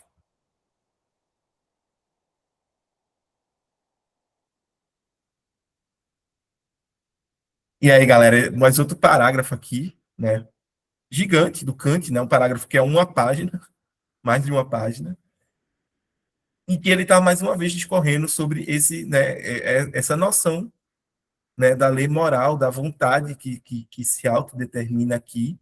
E aí é que está, né? É bem interessante que ele diz, ó, é possível e pensável, o conceito é possível e pensável, mas ainda assim né, ele é vazio, porque eu não encontro ele na experiência. O conteúdo sensível não preenche, né? Mas aí ele coloca, né? Mas com isso eu não pretendo agora conhecer teoricamente a constituição de um ser na medida em que ele tem uma vontade pura. É suficiente para mim apenas designá-lo dessa maneira como tal, e por conseguinte apenas ligar o conceito de casualidade com o de liberdade, né? É bem interessante, porque isso daqui, ligar o conceito de casualidade com o de liberdade, parece ser uma contradição. Por que uma contradição? Ora, porque ou eu sou livre, ou eu estou imerso, né? Deixa eu ver aqui qual é a relação. Ou eu estou imerso, né, em uma cadeia de causalidades que vão determinar o que eu faço e o que eu sou, né? Então, imagine eu estar aqui submetido a uma cadeia de diversas relações causais, né, de causa e efeito, e que eu não tenho controle sobre todas essas relações, mas, pelo contrário, essas relações acabam me afetando e me atingindo. O que é que Kant está dizendo? Kant está dizendo que a causa, né, das minhas ações sou eu mesmo enquanto razão pura, enquanto liberdade, enquanto as leis que são, né, colocadas para nós a partir dessa razão.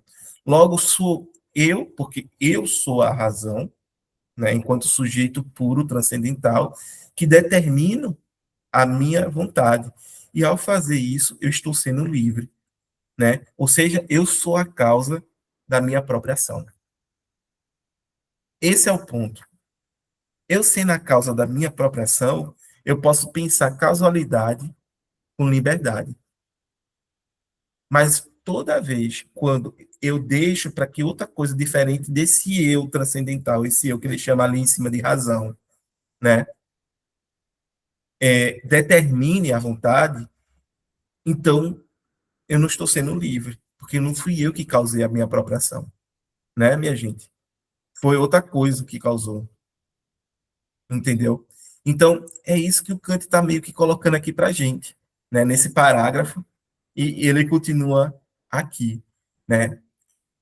Agora, o que me deixa mais encucado, né, é que ele vai discutir ainda com o Hume, tá? Como eu disse, o Hume é o grande interlocutor dele, e aí é esse ponto, né? Sem dúvida, a autorização para isso me é dada pela origem pura, não empírica do conceito de causa, na medida em que eu não me considero autorizado a fazer nenhum outro uso dele, senão em relação à lei moral, que determina a sua realidade, isto é, a fazer dele apenas o uso prático.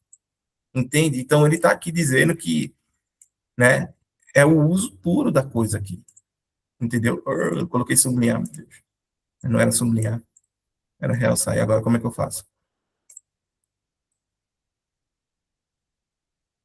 Cadê?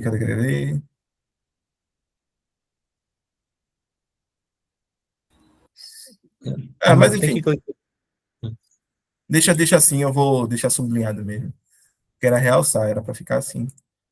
Mas isso daqui já deixa claro, né? Outra coisa, eu estou fazendo o que eu faço quando eu estou lendo o texto, né? Eu saio pintando ele, destacando as passagens importantes.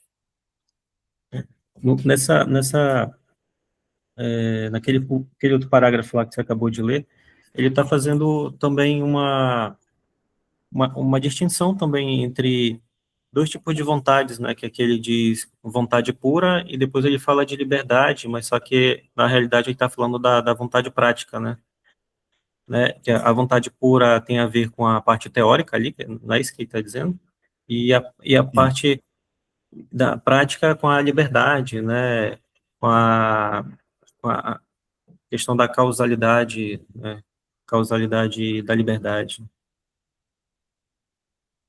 Isso, exatamente. Certo. Ah, vamos lá, tá faltando bem pouquinho para acabar. Só tá faltando essa página aqui, basicamente. Tem mais um pouquinho no outro parágrafo, né? Queres ler, Radisson?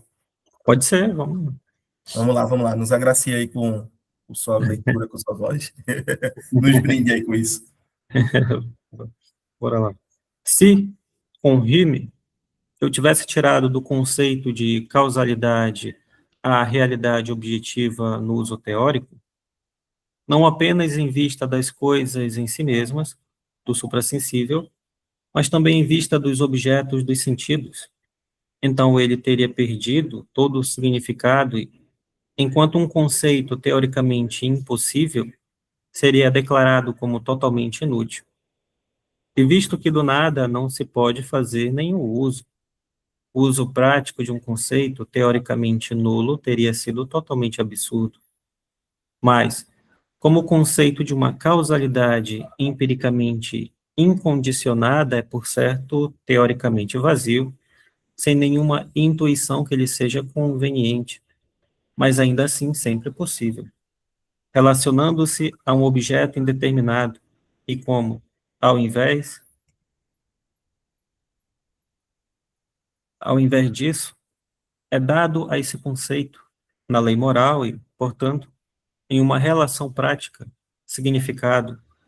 Então eu não possuo certamente nenhuma intuição que determine para ele a sua realidade objetiva teórica, mas ele tem, no entanto, aplicação efetiva, que se deixa apresentar em concreto nas intenções ou máximas, isto é, tem realidade prática que pode ser indicada, o que é, pois, suficiente para sua legitimação mesmo em vista de números. Exato, né? Por quê? Porque, ok, eu não tô conseguindo como colocar aqui, né? O Kant lá em cima. Cadê a passagem que ele vai falar do, né? Que o conceito ele é pensável e possível, mas só que a gente não consegue, né? Porque ele é um número.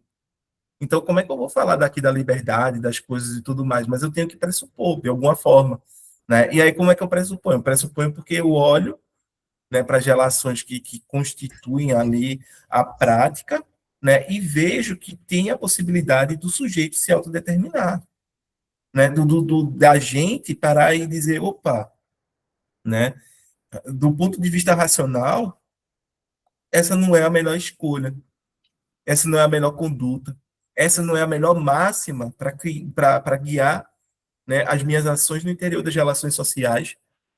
Então, eu tenho aqui, né, dentro de nós, ou nós temos dentro de nós, para Kant, né, a condição, né, por assim dizer, de sermos sujeitos morais.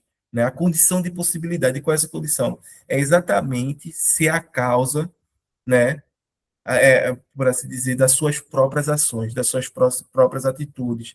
A gente, enquanto sujeito racional, certo? Que tem essa capacidade. E aí, toda vez que se fala, mas a gente não pode provar que a gente mesmo que está causando isso, né? Principalmente quando a gente vive numa época pós Freud, onde a gente tem a noção de inconsciente, né? Operante aí, em que a gente sabe que a maior parte das nossas decisões são decisões tomadas de forma inconsciente, de forma que a gente não se dá conta que está tomando, né? Diga-se passagem que o Hume já fala isso, né? Existem processos mentais que acontecem na nossa mente, os quais a gente não se dá conta, né? Os grandes inimigos aí do Kant, né? Os grandes interlocutores, Hume, né? E a gente poderia dizer dos neocantianos o Freud, porque é dizer, olha, por mais que vocês estejam apelando para a racionalidade, vocês têm que entender que a maior parte das decisões que a gente toma não são decisões racionais. Não são decisões nem sequer conscientes. Muitas vezes essas decisões são tomadas de forma inconsciente. E a causa delas, a gente nem sequer sabe quais são. Por quê? Porque a gente não tem consciência do nosso inconsciente. A gente precisa fazer análise para conscientizar o nosso inconsciente. Vitor? Olha a intersecção aí da filosofia barra psicologia. Né? Mas é isso, barra psicanálise, barra psicologia, né? Há diálogo, né? Não quer dizer que uma não pode contribuir com a discussão da outra, tá? Diga-se de passagem que eu acho que é na segunda metade do século XX, do século passado, é incrível, a gente já está em 2026, eu já posso dizer que é século passado, mas eu nasci lá, tá? Eu nasci em 89, então eu nasci no século passado, gente. Há uma corrente da filosofia, né, que se chama filosofia da mente, né? E vão ter diversos pensadores, entendeu? Interessados em estabelecer o que é a mente, entre eles Daniel Dennett, John Searle, o próprio Thomas Nagel, né? Todos eles trabalhando noções do que é a mente, tá? E o Daniel Dennett, ele diz, né? Ele tem um livro chamado Kinds of Mind, tipos de mente, né? E no Kinds of Mind, ele fala que mente é intencionalidade, né? Então, tudo que tem intencionalidade possui mente. Aí você diz, mas Ellison, uma planta, ela tem intencionalidade? Sim, porque ela, praticamente ali no meio de uma floresta, ela luta com outras plantas para posicionar melhor seus galhos, de modo a receber melhor os raios solares e fazer a fotossíntese. Entendeu? Então, notem aqui que, como é que se diz? Que a gente, né, que a gente tem intencionalidade, e tem intencionalidade significa para o tenente ter mente. Mas isso é só uma definição do que é a mente. Existem milhares de outros. Aí você pergunta, isso tem ligação com a psicologia? Sem sombra de dúvidas. Né? Sem sombra de dúvidas tem. Tá? Vamos seguir? A gente vai para o último parágrafo. Ou vocês querem fazer alguma colocação?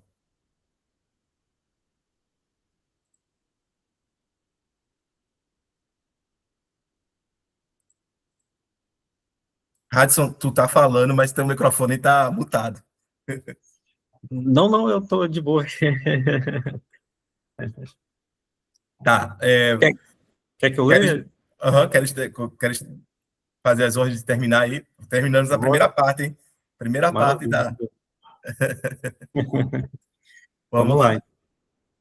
Mas, uma vez introduzida no campo do suprassensível, essa realidade objetiva de um conceito puro do entendimento fornece de agora em diante a todas as outras categorias também realidade objetiva, embora apenas na medida em que elas estão em ligação necessária com o fundamento de determinação da vontade pura, com a lei moral, mas unicamente aquela realidade objetiva aplicável apenas praticamente, sem que ela tenha, contudo, sobre os conhecimentos teóricos desses objetos, enquanto o discernimento da natureza dos objetos mediante a razão pura, a mínima influência para ampliar esse conhecimento. Assim como o que veremos também a seguir, as categorias têm referência apenas aos seres enquanto inteligências, e mesmo nestes têm referência apenas à relação da razão com a vontade, e, portanto, apenas a relação prática, e, para além disso, não se arrogam nenhum conhecimento desses seres. No entanto, quanto às outras propriedades que possam ser trazidas em ligação com as categorias e que pertencem ao modo de representação teórico de tais coisas suprassensíveis, elas não são contadas, sejam elas quais forem, em seu conjunto, como um saber, mas apenas como autorização, do ponto de vista prático, porém, mesmo como necessidade, para admiti-las e pressupô-las. Mesmo ali, Mesmo ali onde se admitem seres suprassensíveis, como Deus, segundo uma analogia, isto é, segundo a relação pura da razão, de que nós nos servimos praticamente em vista do sensível, não fornecendo a razão teórica pura, mediante essa aplicação ao suprassensível, apenas do ponto de vista prático, o mínimo encorajamento para exaltar-se no transcendente. exato. Nossa, como Kant é esperto, estou olhando agora. Por quê? Porque, de fato, a gente não pode demonstrar na experiência que a gente é livre. A gente não pode demonstrar na experiência, né, a conexão necessária entre causa e efeito. No entanto, e muito menos, sei lá, Deus, anjos, toda essa né, imortalidade da alma, né, tudo isso que são objetos da metafísica clássica. Qual é o ponto do Kant? Né? Para salvar a moralidade. Eu não posso demonstrar isso, mas eu posso ver seus efeitos na prática. Eu não posso demonstrar que determinada pessoa, né, agiu racionalmente, mas eu posso ver seus efeitos na prática. A partir do momento que ela premedita determinados atos, né, como diria aqui o nosso amigo Martorelli, né, que ela estabelece um plano de ação, né, com etapas, né, vamos dizer assim, estágios a serem concretizados, você não tem como dizer que ela não agiu racionalmente, né? Quando ela deixa clara, por exemplo, quais são as suas intenções e quais são as máximas que as dirige, você não tem como, né, dizer que essa pessoa não agiu racionalmente. Então, né, o Kant, ele vai dizer, eu não posso demonstrar isso. Eu não posso demonstrar que a gente está sendo livre, que esse sujeito que fez isso tudo é livre. Né? Eu não posso demonstrar liberdade e muito menos conceituar liberdade, né? Dar um conceito aqui, dizer que a gente conheceu a liberdade. Aqui, ó, vou fazer um tratado sobre a liberdade, sobre, né, a condição ontológica da liberdade do ser humano, né? Da ontologia da liberdade aqui, pá.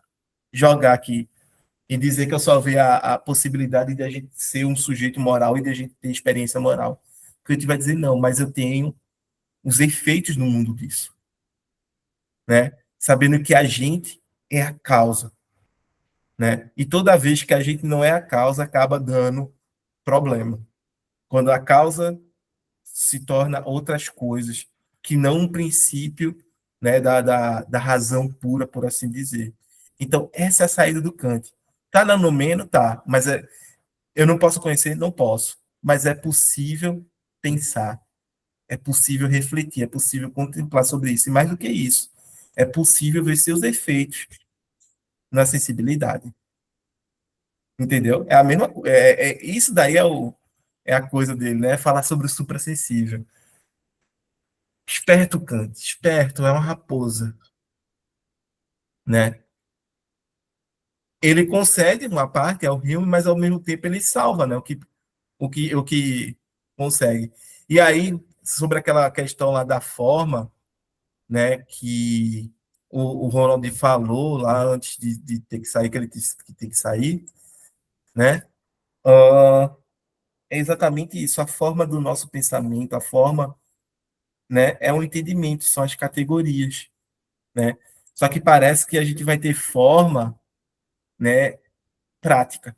A gente vai ter categorias da nossa prática. E isso é interessante da gente ver. Isso é interessante da gente compreender, entendeu? Porque se a gente tem categorias que dão a forma de como a gente conhece, de como a gente entende a realidade, a gente também deve ter categorias para nos nortear, né, nas experiências morais, para dizer de como a gente entende, de como a gente, né, por assim dizer, acaba alcançando essa esfera das experiências da moralidade. Eu acho que é isso. Alguém gostaria de falar alguma coisa, gente? A gente terminou. Terminou o primeiro capítulo. É, o primeiro capítulo terminou, gente. Pessoal, eu tenho, eu tenho um colega que ele disse que o Aristóteles, ele é meio complicado, né, assim, mas o Kant, meu irmão, nem se fala. Quando ele começa a falar sobre a questão da experiência sensível, aí eu fico, quando falo em sensível, eu lembro de Platão, né, aí caramba, mas o Kant, ele tem uma visão, ele faz, né, até fiz uma pesquisa, experiência sensível, que capacidade passível de receber representações e sensações dos objetos através dos sentidos, né, organizadas a priori pelas formas puras da intuição, espaço e tempo. Só que tudo isso dificulta um pouco, eu digo eu, né, porque eu preciso, assim, quando eu leio uma definição, uma teoria, eu aprendo muito mais quando eu consigo relacionar com alguma coisa prática, né, quando eu consigo visualizar assim, na mente, poxa, né, eu tenho a relação com alguma coisa, com um fogão, com uma pia, com um caderno, com alguma coisa, mas assim, para mim fica um pouco complicado de entender, né, mas aí é aquela questão, né, de você pesquisar, né, muitas vezes procurar uma outra tradução, outro autor, né, para ver linguagem diferente, para ver, ou Sim, até mesmo comentador, né, para... sim, sim. Só lembrando, tá? A gente tá vendo aqui pela edição da professora da Unicamp, certo? Eu esqueci o nome da professora, muito bom eu aqui, hein? É a Monique, né? A professora Monique, eu não sei ler o sobrenome dela, que é o Hulshoff, né? Eu acho que é assim, mas existe uma tradução também por outra editora, certo? Que é a tradução do Valério Holden, entendeu? Que é um especialista que eu tenho. Se eu não me engano, a gente deve ter esse PDF. E eu tenho a versão física do Valério Holden, só que ficou em Recife, né? Na mala não dava para colocar todos os livros, infelizmente. Poxa vida, né? Aí uma parte dos livros ficaram lá. Inclusive, fica a crítica prática, a fundamentação da metafísica dos costumes, a crítica pura, o compêndio de Cambridge que eu tenho, né, sobre Kant, entre outros livros, ficaram um bocado de livro lá, né, mas... Eu acho essa tradução top, assim, eu Ela é acho top, boa, muito boa, muito boa. ela é boa, ela é boa. Ela tenta simplificar, né, mas Uhum. o problema todo talvez seja não perder a profundidade do que o Kant está querendo dizer. É exatamente isso, porque, por exemplo, nos parágrafos anteriores, das semanas passadas que a gente já leu, né, eu tava entendendo bacana, né, só que eu tenho uma deficiência em Kant, assim, na base mesmo, sabe, na base que eu não aprendi direito na graduação. Aí, por exemplo, quando eu começo a falar de experiência sensível, eu fico, caramba, aí eu tenho que voltar lá, né, e às vezes quando eu aprendo, aí eu já estou em outro assunto, aí eu me esqueço que foi que eu aprendi lá atrás. Você esquece, não aprendeu, né, cara? Mas é assim, até com Aristóteles, de vez em quando é isso. Entendeu? De vez em quando é isso. Quando a gente estava no grupo de Aristóteles, eu precisei lembrar aquela noção lá de excelência dele que está na mediania. E aí ele vai falar da coragem, que né, é a mediania entre, né, o covarde e a temeridade, né? A covardia e a temeridade. Então, até que eu lembrasse tudo isso, né, que eu já tinha estudado, né, levou alguns minutos ali, mas eu lembrei, não, lembrei de tudo, então. Mas é natural, Radis. Eu acho que é questão de a gente mais estar familiarizado com a discussão, com o debate. na medida que a gente vai se familiarizando, né, esses conceitos que parecem ser extremamente abstratos, né, extremamente difíceis de a gente compreender, até mesmo sendo inteligíveis, né, ou ininteligíveis, a gente consegue, né, utilizar e até manipular mesmo no meio da nossa fala, articulando eles ali. Então, é questão de familiaridade. Na medida que a gente vai se familiarizando, a gente vai fazendo isso, entendeu? Com Kant foi assim, com Aristóteles está sendo assim, porque, né, relendo essa Ética Nicômaco agora, né, no livro 3, daqui a pouco a gente vai para o livro 4, a gente vai assimilando novos conceitos, entendeu? Vai acomodando e daqui a pouco está articulando no interior do nosso discurso esses conceitos. Esse daí eu acho que é a maior prova de que você aprendeu determinado conceito de um pensador, de uma pensadora, é você conseguir articular no meio né, dos seus argumentos, do seu discurso, aquele conceito. Quando você faz isso, você já está utilizando que, né, determinado pensador, né, conceituou, e aí acabou-se. Aí você dominou, né? É quando você tem o domínio. É isso mesmo. Mas é para isso que estamos aqui. Perfeito, minha gente. E para isso também que eu estou lá no grupo de Antiga, para ler Aristóteles. Maravilha, maravilha. Né? É isso. Bem, Guilherme, Vitor, gostariam de falar mais alguma coisa? Apenas de que eu terei que ler do começo tudo, entender isso de novo, e ler o outro livro, né, que é a Crítica da Razão Pura, não é?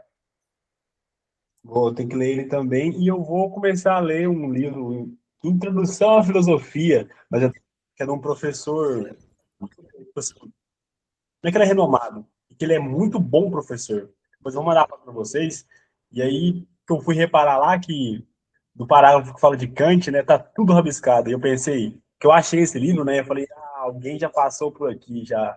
Alguém já quebrou a cabeça aqui nessa parte do livro. É isso, é isso. O que eu tenho a dizer é que a gente, né, tem vídeos tanto da fundamentação da metafísica dos costumes, quanto da crítica prática, né, estão lá no YouTube, inclusive esse também estará lá, certo? E que estamos aqui, tá, Vitor?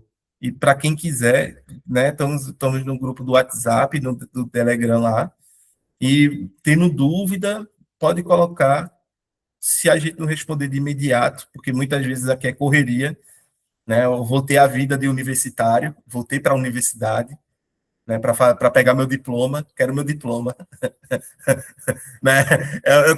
Eu tô muito isso. Quando o cara chega, olha, desde conversa me dá meu diploma, não quero conversa não, eu quero meu diploma, me dá meu diploma que eu vou embora, é simples. Passa para cá, né? Exato. Eu fico com a intenção, diploma, você me dá, eu vou embora, entendeu? E aí, no meio dessa correria atrás do diploma, né? Muitas vezes não dá para responder de imediato, tá, gente? O WhatsApp, o Telegram, mas pode ter certeza que a gente vai responder. Em algum momento a gente responde. Pode demorar ali né, umas 12 horas, umas 24 horas, né, até umas 36, 48 horas, mas a gente vai responder. Fique tranquilo. Certo? É isso, meu povo. É isso. Então, no mais, muito obrigado aí, certo? A todo mundo que esteve aqui, a todo mundo que ficou até agora, pela presença, pela, né, participação. Lembre-se que é a gente que constrói o grupo, tá? O grupo é a gente. Aviso sim, aviso sim. Olha aqui o Guilherme, né? Quando abrir o doutorado em filosofia na UFMG, me avisa, por gentileza. Aviso sim. Geralmente é no final do ano, tá? É lá pro final do ano, por setembro, outubro, que abre. Mas eu aviso, pode ficar tranquilo. E é isso, tá, gente? Grande abraço, ótima semana, cheiro no coração e vamos lá. Valeu, pessoal. Vamos lá que agora a gente vai para o segundo capítulo. Beleza, é isso aí. Domingo estamos aqui, vamos lá. Vamos Um lá. abraço. Valeu, abraço.